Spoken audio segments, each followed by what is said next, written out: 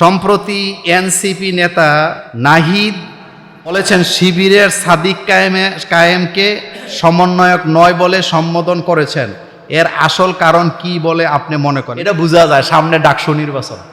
কথা কন না, সামনে কি নির্বাচন? ডাকসু নির্বাচন। তো নির্বাচনের আগে যত কিছুই হোক আলাদা আলাদা কথা কয়, নির্বাচনের পরে আবার একসাথে চাও। এ কথা সত্য না মিথ্যা?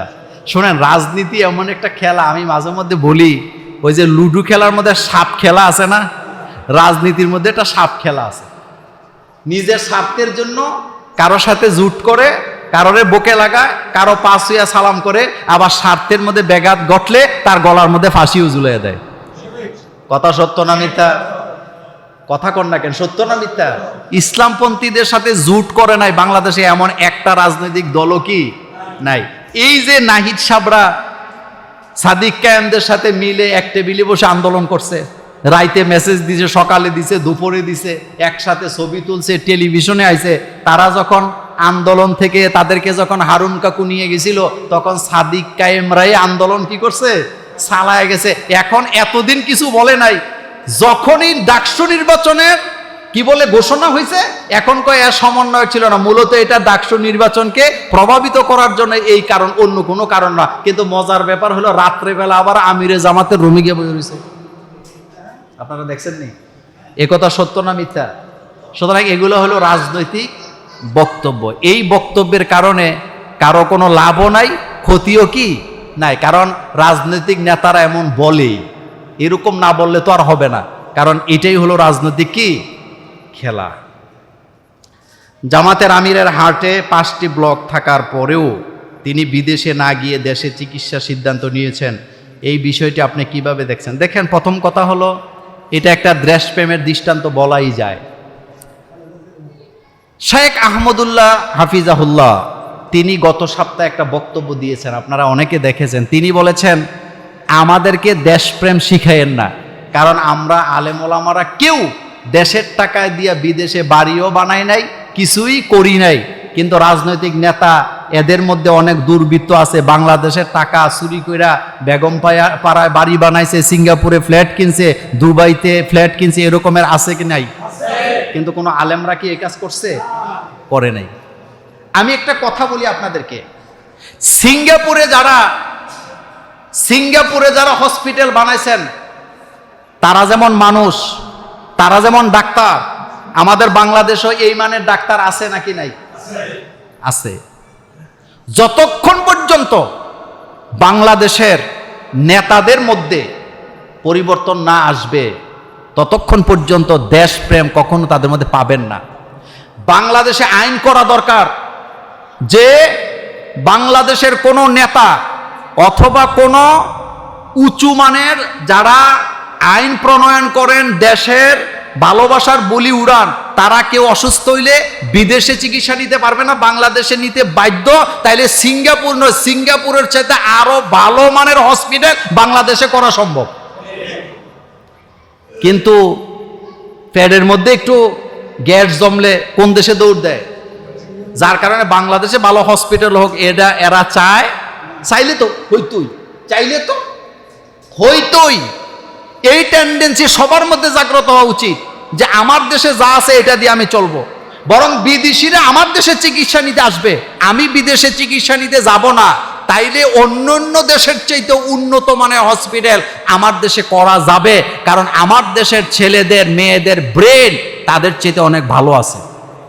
আমি আপনাদেরকে একটা দলিল দেই, পৃথিবীতে যত দেশ আছে গত 10-12 বছর যাবত হাফেজে কোরআনদের প্রতিযোগিতায় ফার্স্ট হয় কারা? আচ্ছা, নাসার যে বিজ্ঞানীদের মেইন সেন্টার, যেটা নাসাতে বাংলাদেশের লোক নাই, কথা আসতে কয়। অক্সফোর্ড ইউনিভার্সিটিতে বোধহয় বাংলাদেশের কোনো শিক্ষক নাই। নাই কোথায়? মক্কা মদিনায় বোধহয় নাই। তো নাইটা কোথায়? আমার দেশে মেধা আছে কিন্তু মেধার মূল্যায়ন নাই। আমার দেশে মেধা আছে কিন্তু মেধার কি নাই? এই যে আপনারা অটোরিকশা চড়েন না, অটোরিকশা বাংলাদেশের ছেলেরা বানাইতে জানে না। কথা কন না কেন? হেলিকপ্টার বাংলাদেশের ছেলেরা বানাইতে জানে না, ড্রোন বাংলাদেশের ছেলেরা বানাতে জানে না, কিন্তু তাদেরকে কোনো সাপোর্ট দেওয়া হয় না। আপনি দেখেন গরিবের ছেলে ড্রোন আবিষ্কার করে, গরিবের ছেলে হেলিকপ্টার বানায় দেখায়, কিন্তু তারে কোনো সাপোর্টও দেয় না, কিছু দেয় না। বড় জোর টেলিভিশনে একটা নিউজ হয়, তো এই নিউজ দিয়ে কি আগাবে? একটা ছেলে যখন তার মেধা দিয়ে কোনো কিছু আবিষ্কার করলো, সরকারের উচিত ছিল তাকে 100 কোটি ফান্ড করে তারে দেওয়া এবং তার ব্রেনটাকে কাজে লাগাইয়া দেশের জন্য উন্নয়ন করা। যারা দেশের জন্য কিছু করতে পারবে তাদেরকে টাকা না দিয়া পতিতাদেরকে যখন টাকা দেওয়া হয়, বুঝতে হবে ডাল মে কুছ কালা है। পতিতাদেরকে টাকা দিছে, তো পতিতাদেরকে টাকা দিয়া উপকার করছে না অপকার করছে? আপনার দায়িত্ব ছিল বাংলাদেশ সম্মানিত দেশ, এই দেশের কোনো নারী যেন পতিতালয়ে না থাকে, তাদেরকে কর্মসংস্থানের ব্যবস্থা করা। কথা ঠিক কি না? না করে উল্টো আপনি তারা কি দিছেন? টাকা দিছেন। আবার টাকাগুলো দিছেন কাদের? জনগণের ট্যাক্সের টাকা। আমার আপনার ট্যাক্সের টাকা এমন জায়গায় দেওয়া হলো যেই নারীরা হচ্ছে আমাদের দেশেরই লোক, তাদেরকে আমরা সম্পদে পরিণত করতে পারতাম কি না? যত পতিতালয় আছে সমস্ত পতিতালয় বন্ধ করেন, নারীদের জন্য ফ্যাক্টরি খুলেন, আপনি তাদের কর্মসংস্থানের ব্যবস্থা করেন। এটা দরকার ছিল নাকি ছিল না? এটা না করে হ্যাঁ করে কত টাকা দিয়ে দিচ্ছে। এটা কখনো ভালো লক্ষণ নয়। আমাদের দেশে লক্ষণ আরো খারাপ আছে, এটা বলে শেষ করি আলোচনাটা। সেটা হলো বাংলাদেশে জাতিসংঘের মানবাধিকার কমিশনের অফিস খুলবে, বা অফিস খুলে ফেলছে অলরেডি। কথাটা শুনেন, ভালোভাবে না শুনলে কিছুই বুঝতেন না। বাংলাদেশে মতো একটা দেশ যেখানে কোনো যুদ্ধ নাই, মারামারি নাই, হানাহানি নাই, গুপ্ত হামলা নাই, অন্য দেশের উপর থেকে এদেশে কোনো হামলা হওয়ার সম্ভাবনাও নাই, এখানে এসে তারা কি খুলবে? মানবাধিকার কমিশনারের নামে একটা অফিস এখানে হবে, এবং তারা দেখবে বাংলাদেশে মানবাধিকার লঙ্ঘন হয় নাকি হয় না। জাতিসংঘের মানবাধিকারের কমিশনারের অফিস যদি এই কারণে হয় যে যেখানে মানবাধিকার লঙ্ঘন হবে সেখানে তারা হুঙ্কার দিবে, ব্যবস্থা নিবে, তার বিরোধিতা করবে, আমাদের কোনো আপত্তি থাকার কথা ছিল না। কিন্তু আপনাদেরকে একটা সতর্ক করি, সেটা হলো পৃথিবীর যত দেশে মানবাধিকার কমিশনারের অফিস অতীতে খোলা হয়েছিল, সবগুলা দেশে আমেরিকা, ইসরায়েল অথবা ইহুদিরা অথবা বিধর্মীরা মুসলমানদের উপরে হামলা করেছে, তাদের দেশটাকে দখল করেছে, তাদের গ্যাস তেল চুরি কইরা নিজেরা সেটাকে দখল করছে। আপনারা বলেন তো, ফিলিস্তিনে জাতিসংঘের মানবাধিকারের কমিশন আছে নাকি নাই? কোনো উপকার হয়েছে নি? কথা কন না কেন? ইরাকে আছে না নাই? কোনো উপকার হয়েছে নি? আফগানিস্তানে ছিল কি ছিল না? কোনো উপকার হয়েছে নি? নাই। আমার বাংলাদেশে অফিস কেন বানাইতে চায়? এদেশে তো কোনো দেশ তো হামলাও করবে না, আমাদের উপরেও তো অত্যাচারও করতে আসবে না। মূল কথা কি জানেন? এদের প্ল্যানিং হলো আগামী 100 বছর পরে কি ঘটাবে সেই প্ল্যানিং। এখানে তারা আসবে মূলত কোন মাদ্রাসার কোন ছেলেরে জোরে পিটে দিছে, পিঠের মধ্যে দাগ লেগে গেছে, কথা কি বুঝতেছেন? কোন মাদ্রাসার হাফেজ সাহেব কোন ছাত্ররে পিটাইছে, কোন স্কুলের কলেজের টিচার কোন ছাত্ররে শাসন করছে, এগুলা মূলত প্রচার করার জন্য আসবে। এবং আপনি নিশ্চিত থাকেন এখানে তারা আসবে মূলত মুসলমানদেরকে জঙ্গি বানাবার জন্য, আলেম ওলামাদেরকে জঙ্গি তকমা দিয়া পৃথিবীর বুকে ইসলামকে একটা সন্ত্রাসী সংগঠন আখ্যা দেওয়ার জন্য তারা আসবে। কখনো এদেশে মানবাধিকার প্রতিষ্ঠা করার জন্য তারা আসবে না। এই দেশের ছেলে মেয়েগুলা ধ্বংস হয়েছে সেদিন থেকে, যেদিন থেকে পশ্চিমারা আমাদের মাথায় ঢুকাইছে যে ছেলে মেয়েরে শাসন করা যাবে না। আপনারা কি ঘুমাইছেন? একটা কথার জবাব দেন। ইসলামে শাসন করা আর অত্যাচার করা দুইটা কি এক জিনিস? আপনারা যারা মানুষ হইছেন ছোটবেলা বাপ মার হাতে বোধহয় পিট্টি টিট্টি খান নাই, ওস্তাদের হাতে বোধহয় খান নাই, এদেশ থেকে লেখাপড়ার মান মর্যাদা উঠে গেছে সেদিন থেকে, যেদিন থেকে আমরা পশ্চিমাদের এই বুলিটা ব্রেনে নিছি যে বাচ্চাদেরকে শাসন করা যাবে না। শাসন আর জুলুম এক জিনিস না। জুলুম হইল বাচ্চাকে পিড়াইতে পিড়াইতে দাগ লাগাই আহত করা, জুলুম হলো বাচ্চাকে ফ্যানের সাথে লটকাইয়া পিড়ানো, জুলুম হলো শিক্ষা প্রতিষ্ঠানকে জেলখানার মতো বানাইয়া মাসের পর মাস বাচ্চাগুলাকে এটার ভিতরে আটকায় রাখা, এটা জুলুম। কিন্তু শাসন হলো একটা বাচ্চাকে চোখ রাঙ্গানি দিয়া হোক, ভয় দেখাইয়া হোক, হালকা পিট্টি দিয়া হোক, তার থেকে পড়া আদায় করা, তার মধ্যে শিষ্টাচার ভদ্রতা শিক্ষা দেওয়া, এটা শাসন। এটা কখনো জুলুম হতে পারে না, এটা কখনো মানব অধিকার লঙ্ঘন হতে পারে না। আমি যখন প্রাইমারি স্কুলে পড়ি, আমার প্রাইমারি স্কুলের হেডমাস্টার, তিনি এখন দুনিয়াতে বেঁচে নাই, তিনি কোনোদিন কোনো ছাত্রকে পিড়াইতে দেখি নাই। তিনার কাঁধের মধ্যে দেখতাম একটা চাদর, হাতের মধ্যে একটা ব্যাগ। তিনি যখন স্কুলের বারান্দায় বাইর হইতো, পুরা স্কুল গরম না ঠান্ডা? কথা কন না কেন? ঠান্ডা। অন্য টিচাররা ক্লাস করতেছেন, হেডমাস্টার ব্যাট নিয়ে বারান্দায় ঘুরতেছে, সব ক্লাস ঠান্ডা। ভালো ছিল না খারাপ ছিল? একটা সময় ছিল আপনারা যখন বাচ্চা ছিলেন, আমরা যখন ছিলাম, স্কুলের মধ্যে যদি মাইর খাইছি, বাড়িতে যেয়ে বলি নাই। কেন বলি নাই? বললে আবার ফিরাইব যে নিশ্চিত পড়া পারস নাই, বেয়াদবি করছ, মাইর খাইছ, আরো খা। আর এখন টিচারে যদি পড়া আদায় করার জন্য এক দুইটা পিঠি দেয়, চাচা, মামু, খালু, চাচি, এরপরে কি ফুফুরা লাঠি সোটা লয়ে যায় টিচারে মারার জন্য। এরকম আল্লাদ আমাদের জুমুরে নাই। তো ছেলে মেয়েও কি? আপনারা কি কথা বুঝতেছেন? শাসন আর জুলুম কি এক জিনিস? শাসন করতে বলেছেন মুহাম্মাদুর রাসূল, বলছেন মুরু আওলাদাকুম, তোমরা তোমাদের সন্তানগুলাকে শাসন করো। যখন 7 বছর বয়স হয় নামাজের জন্য কথা বলো, 10 বছর হইলে নামাজ না পড়লে হালকা মার দাও। এ কথাটা কার? আর পশ্চিমারা আম করে বুঝেছে হাত তোলা যাবে। পৃথিবীর আধুনিক বিজ্ঞান একথা স্বীকার করে নিয়েছেন। এই যে আমাদের শিক্ষা ব্যবস্থা, ইদানিং আরেকটা কথা বলা হয়েছে যে মুখস্থ করার দরকার নাই, এইটা দিয়ে আরো ধ্বংস করে দিচ্ছে। আপনারা যারা মুখস্থ বিদ্যা করে বড় হয়েছেন, আপনারাই মানুষ হয়েছেন, কাজে লাগছেন। কথা সত্য কিনা? আপনাদের বয়স যাদের 40-এর উপরে, বলেন তো আপনারা মুখস্থ করে বড় হয়েছেন না?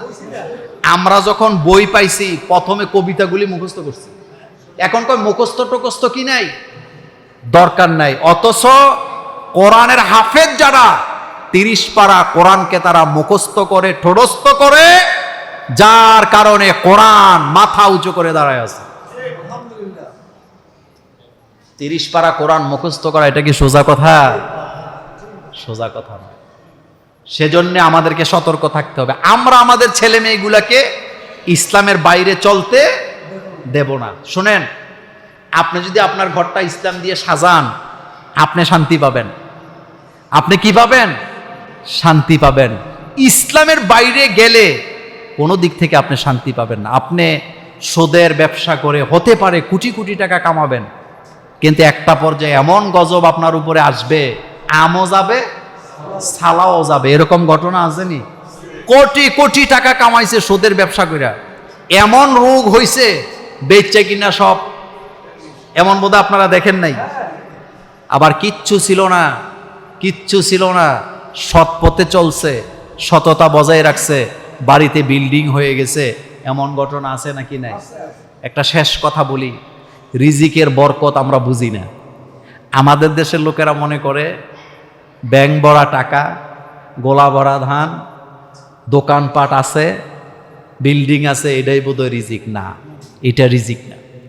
রিজিক মানে হলো হৃদয়ের প্রশান্তি, যার কোনো টেনশন নাই। বলেন, জোরে বলেন, যার কোনো কি নাই। তার স্ত্রী তারে টেনশন দেয় না, তার ছেলে মেয়ে তারে টেনশন দেয় না, তার গরু ছাগল তারে টেনশন দেয় না। গরু ছাগল সুস্থ, স্ত্রী ভালো, আমানতের খেয়ানত করে না, এরপরে ছেলে মেয়েরা ভালো, কোথাও কোনো দেন দরবার লাগায় না। সে সুখী নাকি দুঃখী? এটা হলো উত্তম রিজিক। এটা হলো উত্তম রিজিক, যে পরিবারে শান্তিতে থাকে, কোটি কোটি টাকার মালিক, পাজেরও গাড়ি চড়ে, কিন্তু ঘরের মধ্যে কি নাই? খবর নিয়ে দেখেন, ঘরে ভাতও খায় না। ওই দোকান থেকে 11টা বাজে একটা পরোটা আর একটা কি খাইতেছে। লোকেরা জিজ্ঞেস করে, স্যার ঘটনা কি? বাড়িতে খান নাই? কয় না, ঘরে নাস্তা বানানোর ব্যবস্থা নাই। একজন রিক্সাওয়ালা ফজরের নামাজের পরে ঘুম থেকে জাগ্রত হইছে, ফজরের নামাজ পড়ে ঘরে যায় দেখতেছে তার স্ত্রী তার জন্য যা ছিল নাস্তা বানাইয়া অপেক্ষা করতেছে, জামাইরে খাওয়াইয়া রাস্তায় পাঠাবে রিক্সা চালাবার জন্য। এটা হলো রিজিক, উত্তম রিজিক। আরেকজন মেল ফ্যাক্টরির মালিক, কোটি কোটি টাকার মালিক, কিন্তু সকাল 11টা বাজে ঘুম থেকে উঠেও কপালে কি নাই? নাস্তা নাই। বউর কাছে গেছে, পরে বউ কয় পারমু না, শরীর খারাপ লাগে, তুমি যে বাইরে খাইয়ে ফেলবা। এটাই হলো দুর্ভাগা, কপাল পোড়া। এটা কখনো রিজিক হতে পারে? পৃথিবীতে সবচেয়ে বড় ধনী হচ্ছে ইলন মাস্ক। কথা কি সত্য না মিথ্যা? আচ্ছা বলেন তো, ইলন মাস্ক সে কি তার টাকা পয়সাগুলো খাইয়া মরতে পারবে? কথা কম নাকি? খাইয়া মরতে পারবে? পারবে না। পৃথিবী বাংলাদেশে যত বড় বড় ধনী আছে, যেই পরিমাণ সম্পদ আছে, খাইয়া মরতে পারবে? কিন্তু দুশ্চিন্তা যুক্ত না মুক্ত? যুক্ত। যুক্ত। একজনের কাছে কিছুই নাই, দুশ্চিন্তা নাই, এটাই হলো উত্তম রিজিক। একটা উপমা দিয়ে শেষ করি 30 সেকেন্ডে। শেখ সাদী রাহিমাহুল্লাহ তার এক বন্ধুকে নিয়ে সফরে বেরিয়েছে। খোলা মাঠের মধ্যে বিছানা করে দুইজন শুইছে, রাত্রেবেলা ঘুমাবে। শেখ সাদী রাহিমাহুল্লাহর কাছে কোনো টাকা পয়সা নাই, কিন্তু বন্ধুর কাছে আছে 1000 দিনার। কত? শেখ সাদী রাহিমাহুল্লাহ এশার নামাজ পড়ে ঘুম দিছে, নাক ডাকতেছে। বন্ধুর তো ঘুম আসে না, কারণ বন্ধুর টেনশন কি? একটু পকেটে একটু পরে পরে হাত দেয়, ঠিক আছে কিনা। গভীর রাত, বন্ধুর ঘুম আসে না। শেখ সাদীরে ডেকে বলতেছে, দোস্ত তুমি কেমন দোস্ত, নাক ডেকে ঘুমাও, আমার কথা চিন্তা করো না, আমার তো ঘুম আসে না। শেখ সাদী বলতেছে, তোমার ঘুম আসে না কেন? তোমার কাছে কি টাকা আছে? কয় হ্যাঁ, আমার কাছে 1000 দিনার আছে। কয় দোস্ত এই জন্যই ঘুম আসে না, আমার কাছে কিছুই নেই, এই জন্য আমি ঘুমাইতেছি, কারণ আমার হারানোর কোনো ভয়। আপনি 1 লাখ টাকা নিয়ে কুমিল্লা ঢুকছেন, সিএনজি দিয়ে যাইয়া আপনি শাসনগাছা নাইমে আপনি কান্দির পাড়ের দিকে যাইতেছেন, রিক্সায় বওয়ার পরে একটু পরে পরে কনে হাত দেন, বলেন তো? কথা কন না কেন? আমার একবার মোবাইল ছিনতাই হয়েছিল। ছিনতাই বলতে পকেট থেকে পেছন থেকে নিয়ে গেছে, আমি টের পাই নাই। পরে আপনার কুমিল্লার ডিবির লোকেরা আমার মোবাইল খোঁজার জন্য আমার সহ এক জায়গায় নিয়ে গেছে। যাইয়া দেখি আমার মোবাইল জায়গা মতো আছে। এখন আমি তখন কৌতূহল বশতে জিজ্ঞাইছিলাম যে, আচ্ছা আমার পকেটে যে মোবাইল আছে তোমরা বুঝলা কেমনে? কয় হুজুর, আপনি যখন রিক্সায় উঠছেন বাদশা মিয়ার বাজারের এখান থেকে, আমরা দেখছি আপনি একটু পরে পরে পকেটে এরকম টিপ দেন। তা আপনি যখন পকেটে টিপ দিছেন তখনই বুঝছি আপনার পকেটে কিছু না কিছু আছে। কয় হাত দিয়া মোবাইলটা পাইছি, এটাই নিছে। এই যে আপনার কাছে মাল থাকলে আপনি পকেটে কি দেন? তাহলে শান্তি বাড়ছে না কমছে? আপনি যদি আজকে থেকে সিদ্ধান্ত নেন, আমার যতটুকু আছে আলহামদুলিল্লাহ, কামাই করব, দান করব, খাবো, ছেলে মেয়ে নিয়ে ভালো থাকবো, আপনার কোনো পেরেশানি নেই। কিন্তু আপনি যদি বলেন আরেকটা বাড়ি লাগবে, আরেকটা গাড়ি লাগবে, আরো দোকান চাই, আরো জমি চাই, পেরেশানি বাড়বে না কমবে? বাড়বে। দুনিয়া কখনো আপনাকে শান্তি দিতে পারবে না। আল্লাহ পাক আমাদের সকলকে কবুল করুক, আমরা বলি আমিন। আসসালামু আলাইকুম।